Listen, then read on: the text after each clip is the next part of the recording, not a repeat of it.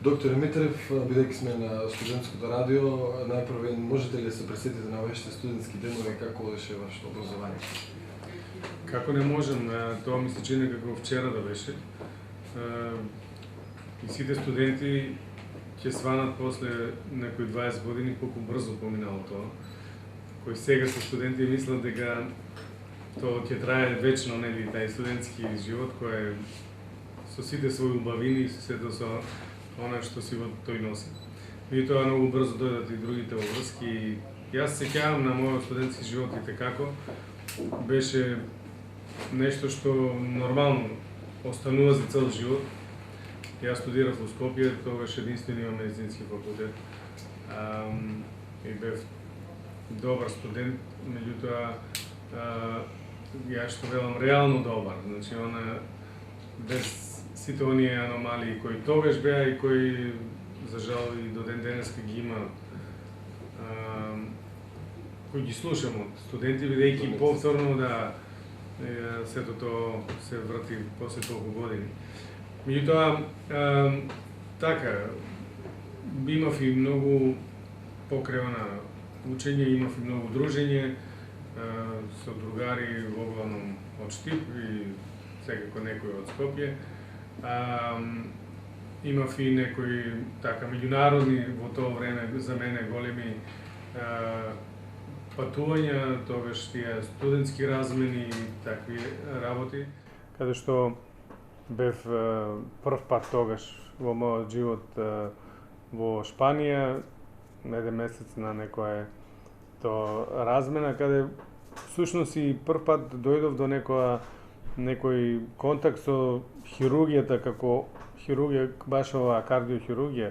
И тоа во тоа време таму беше баш на почеток и така изгледаше за мене нешто недостижно, не како така нешто ново ќе се прави, али тоа ние не го учеме, кардиохирургијата не се учише воопшто. Така да има и во тој поглед сега големи промени, затоа што многу се прави. Моментално сте и успешен, еден од најуспешните кардиохирурзи, меѓутоа сте и успешен менаџер, раководител со болница која е една од најуспешните во Македонија. Можно ли е и како се постигнува да се биде успешен менаџер и успешен лекар? Па, видите, ако слушам за менаџирање во здравството и не знам, луѓе кои одат на курсеви, па после тоа, нели, стануваат некои менаџери, малку ми е чудно, затоа што докторската работа е многу комплексна, поготово колку повеќе завлегувате во оној дел каде што има голема одговорност во однос на пациентот. Значи, секоја инвазивна метода веќе си носи поголем ризик за пациентот, секоја хируршка метода уште поголем ризик, секоја хирургија која е наближува према поголеми крвни садови си носи уште поголем ризик. И сега нормално кардиохирургијата како таква, каде што баш буквално се работи на срцето и на најголемите крвни садови, со и најголем потенцијален ризик за разни компликации.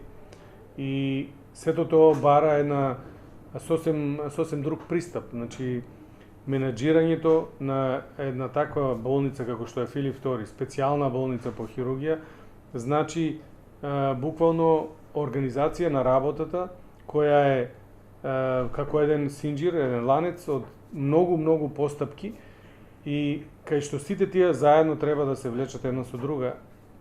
И тука е и успехот на Филип II, бидејќи не е само Жан Митрев е одличен, најдобар и не знам каков хирург најдобар на светот, може да бидам ја најдобар на светот, ќе ми биде многу џабе сето тоа, ако целиот тој ланец од почеток до крај на третманот на пациентот, со сите луѓе кои се вклучени внатре, ако не е тоа сето до таа мера синхронизирано да на крајот резултатот е важен. Значи, да не биде она, нели, поговорката операцијата успешна, а пациентот мртов. Значи, многу важни карики се и сите други и јас тоа неминовно морам да го правам, бидејќи нема кој тоа за мене да го направи, бидејќи и не го знае тој цел процес на работа. И така да За мене менаџирањето е само составен дел на целокупната работа која некогаш можеби ми одзима и повеќе и нервози и енергија, отколку самата онаа работа за која сум и наједуциран и да речам, тамо се осеќам и најдобро, а тоа е во операционата сала.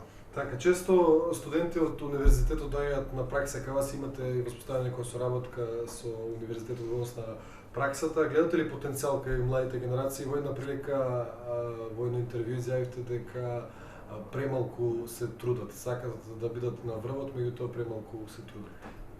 Па тоа не важи за сите. Значи, фала Богу што не може за сите да се каже. Јас можам само да направам една паралела во однос на студентите кои доваѓаа порано и тие кои млади доктори кои порано ние ги примавме овде на едукација, кои доваѓаа од Кирил Методи и можат да ми замерат некои да се љутат ако сакат.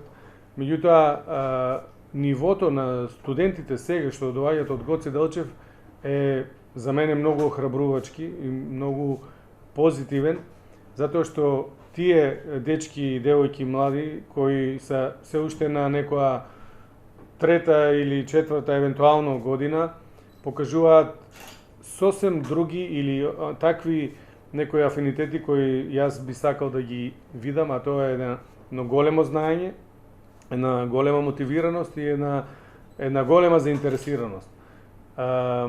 Така да сум во тој смер многу позитивно охрабрен и изненаден и ќе ја коригирам можеби оваа моја изјава во некое блиско време.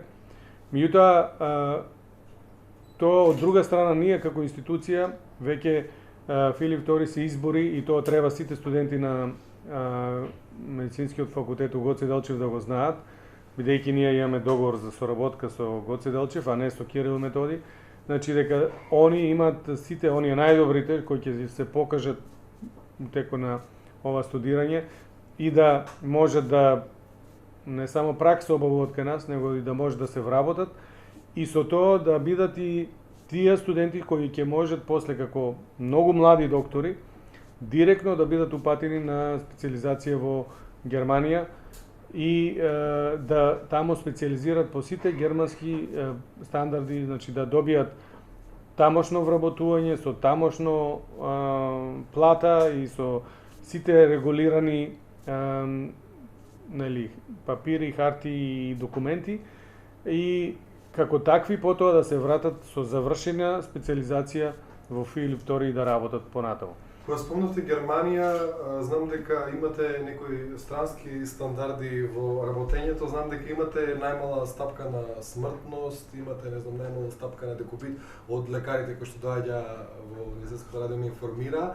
Како се постигнува тоа? Има ли некоја? Па не се некои стандарди германски, тука се сите стандарди германски и плюс.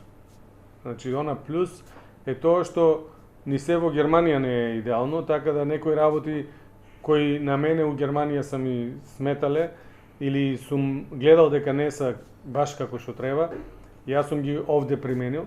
Само пример, јас имам овде тројца психолози, кои се клинички психолози, кои се бават со приемот и разговорот и третманот на стресот на пациентот од влезот во болница до излезот и после тоа. Значи, исто така тука е комплетно фатена и фамилијата, не, членовите на фамилијата, потесното семејство, значи не само пациентот. Како се постигнува? Постигнува се со тоа што е во Филип Тори, за разлика од многу други институции, воведена комплетна стандаризација на целиот процес на работа. Секој вработен добива точно листа, како ова твојата на прашање, они добиваат листа на што се треба да работи и што се неговите работни задачи. И не само описно, него и конкретно, со време и со да кажам, точно опишано колку тоа што го работи треба да му одземе време од неговиот работен ден. И сето тоа се води и компјутерски, и сето тоа се анализира, и сето тоа, така наречени таскови, потоа се гледа дали еден еден дел од персоналот е преоптеретен или е потребно уште еден вработен или не се баш толку оптеретени колку што се обично жалат. И така да една објективизација на целиот процес на работа со факти, со бројки и со аргументи, нели?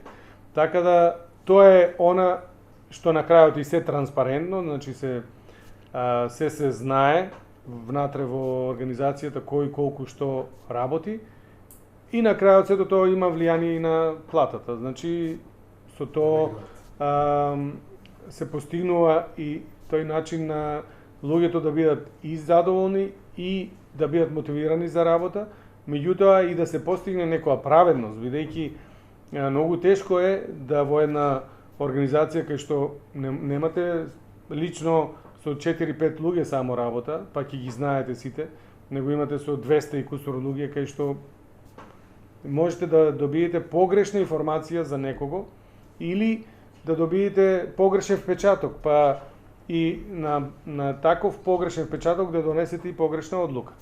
Така да тоа е тај концепт вака. Верувам дека за работата која што ја работите потребно е да се жртвува многу. Колку жртвувате од вашето здравје, колку здраво живеете? Па не знам колку здраво живеам, фала му на Бога, јас сум за сега здрав и немам некој проблем. Не знам дали тоа може како жртва да се каже. Ја уживам у работата, гледаш што сум напишал тука. Јас сум залюбен у мојата работа и како таква јас сум рекол и на моите ги велам овде вработени, ако си ја најдеш работата која си залюбен, ти не работиш, ти уживаш у неа. Значи тоа е моја девиза, така да ја не го гледам тоа како некоја нели опасност по моето здравје, напротив, бидејќи кога сте испунети со таа љубов и енергија, тоа и некако држи витален и здрав и така. И млад. И убав. Лекарите често не предупредуваат да се држиме подалеку од стресот. Како да се држиме подалеку од стресот? Па добро, малку се препотенцира. Што значи тоа стрес? Значи, ние секојдневно сме у некој стрес. Има и тоа е тај позитивен стрес што е добар. И трема ако си пред испит. И сето тоа е позитивно, добро и креативно на некој начин. Негативен стрес е и онај стрес кој можеби е директно влијае на здравјето, а тоа е кога човек е онеправдан, кога се осеќа безпомошен. Од тој стрес, колку може човек да се, така да кажам, избегне или да се спасува, не зависи често не само од него, има и околности, општествени и такви работи кај што влијаат директно.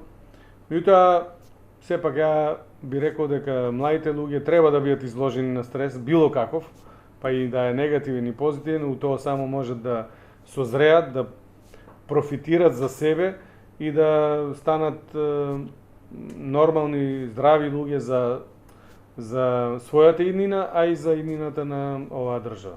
Срцето често се поистоетува со емоциите, било негативни, било позитивни. Зошто? Па затоа што срцето е единствен орган у нашето тело кој ние го осеќаме дека работи. Се друго работи, а ние не го осеќаме. Не осеќаме како работат бубрезите, како работа црниот дроб, нели? Освен ако не дојде до некој проблем, а срцето го осеќаме и оно го осеќаме и кај емоции, и кај радост, и кај тага, и така, и оно знае да залупа некојаш малку повише и страв, и предиспит, и така. Значи, оно е директно поврзано на некој начин од кога постои човекот како свесно суштество, како показател на животот, како показател на љубовта, како показател на нешто творечко, и затоа се вика, нели, и се поврзува се со него. И љубовта од срце и сето тоа околу него. Така да тука е негде барем моето објаснување така докторско. Така, колку емотивно, кога сме кај емоциите, колку емотивно вие пристапувате на операциите? Знам дека потребно е чисто професионален пристап, меѓутоа имате операции на дечиња, операции кои најчесто се значат живот или смрт. Колку емотивно пристапувате кон нив? Па многу. Значи ја и порано го имам кажано тоа, и самио се чудев едно време како дојдов до оваа хирургија која е да кажам, и условно, нели, народот вели, мисли дека треба тука човек да биде мртов ладен, да практично ништо не го допира, така да кажам. Јас мислам дека е баш обратно, тој баш сум емотивец по конституција, да кажам, и мене многу лесно може човек да ме нажали и да ме така, поготово кога видам така некои човечки судбини, и јас го тоа преемотивно дури доживувам. Ја можеби за тоа сум таков како што сум, па и за тоа можеби сум го направил сето ова, бидејќи од почеток на моите вработени викаше има да правите така, не заради тоа што ја викам, затоа што ќе дојде време, ќе дојдат некои ваши најблиски да се оперират тука и да се лекуват. И тогаш што ќе правиме? Ќе правиме нешто специјално за некого, а за некого не. Значи, со тај принцип, фала Богу, прв пат тогаш се среќава моите вработени и како, нели, растеше тимо, тоа е тај главен принцип на емотивен пристап према пациентот, и пациентите тоа го осеќаат. Значи, ние тука не сме некои кои сме така, сега ќе ги луѓето оперираме, не сме ние фабрика, не сме ние нешто што ќе биде без емоции. Значи, напротив, тука баш сме со тие луѓе и сочувствуваме со целокупната нивна негативна пред да дојдат на операција, и секако и позитивната онај фидбек после операцијата, кога се тие задоволни, кога имат многу убави зборови да ни кажат, или така, некои благодарности со убави зборови кои не можете да ги заборавите. Значи, апсолутно за медицина, тој што нема емоции можеби не треба ни да се нафаќа за тоа. Што мислите за македонскиот здравствен систем? Се случуваше на периоди и вие да имате проблеми, пациентите се соочуваат со релативно голем број на проблеми. Кога што мислите за македонскиот здравствен систем? За тоа треба да ти зборам барем едно 3-4 емисии, има многу што да ти кажам, ама не морам и ништо да кажам, затоа што здравствениот систем на Македонија сите го добро знаат каков е, така да нема потреба да кажувам тие работи кои сите добро ги знаат. Меѓутоа, здравствениот систем на Македонија е и Филип II, така да тука е она што е мојата порака. Можам да зборам до утре за многу работи, меѓутоа ја повеќе сакам да работам и со дело да покажам, и се надевам дека тоа го правам и дека тоа луѓето може да го видат и да го препознаат Филип II како составен дел на Македонија и македонското здравство, и дека тоа не е само на зборови, него е баш само на дела. И сите студенти кои ќе доаѓат и кои ќе доаѓат кај нас, ми е мило што ќе бидат и ќе видат нешто со кое било каде да одат у светот, нема да се посрамат и ќе речат да, ама и кај нас има нешто што е можеби и подобро од негде кај што се мисли дека е добро, нели? Затоа што Филип II функционира речиси перфектно, едно од најдобрите здравствени институции. Имате ли план како лекар, менаџер, човек од искуство да се активирате во здравствената политика на Македонија, креирањето? Па види, ја правам ова, тоа е здравствена политика за мене. Меѓутоа, да влезам во некои административни тамо некои делови кај што не зависи многу работи од мене, тоа никогаш нема да се нафатам, бидејќи сум човек, како што и кажав, емотивен, и можам и емотивно да изреагирам ако гледам неправда и не можам да трпам неправда. И меѓутоа во тие политики на водење на државата има многу некојаш често и неправди, и затоа не сум погоден за таа работа. И јас тоа го знам, и затоа сум имал многу понуди за да се вмешувам во таа некоја политика на Македонија. Јас секогаш сум велел дека сум многу млад за политика и тоа го потенцирам како шала, бидејќи не се осеќам созреан, баш затоа што не можам да трпам многу неправди кои мислам дека може да се решат на друг начин, ама едноставно така се провлекуваат. Така да, конкретно, никогаш нема да ме видиш како министер за здравство. Да, меѓутоа верувам дека сите сакаат да слушнат што Жан Митрев би променил доколку хипотетички првиот ден стане министер за здравство, што прво би променил во здравствениот систем? Хипотетички, јас би го направил здравството Македонија како што е Филип II. Тоа е? Тоа е како Филип II, значи да функционира се под конец. Функционирате и се развивате долги години, градите болници во Скопје и во Струмица, докаде се тие проекти? Па иде тешко од некои такви, да кажем, административни пречки, меѓутоа иде и јас се надеваме за Битола е малку закочена работата, за Струмица барем ќе се поминато, веќе чекаме со месеци само одобрение, за да почнеме со барем поликлинички оддел, 2 амбуланти и така диагностика за пациентите. Така да иде. Имате, ако не се лажам, започнато некои болнички капацитети во Штип. Зашто се? Во Штип има започнато, меѓутоа е, да кажем, од поголем размер, нешто што е директно со здравството, меѓутоа друг пристап и за тоа ни треба малку така време за да државата промени некои ставови во однос на пациенти, тешко болни пациенти. Се во Штип е планирана една посебен вид на рехабилитација на тешко болни пациенти и на пациенти кои им треба, значи веднаш после операцијата опоравувањето да не се врши во болница, него во специјална установа која се бави само со опоравување на такви пациенти, значи има една посебна наука, да кажем, во тој дел, каде што тие пациенти после вториот ден веќе нема потреба да бидат у болница, бидејќи самата болница е за оперирање и од кога тие се веќе тргнати од некои машини и такви други витални апарати, понатаму рехабилитацијата на тој пациент треба да се води во еден така друг смер.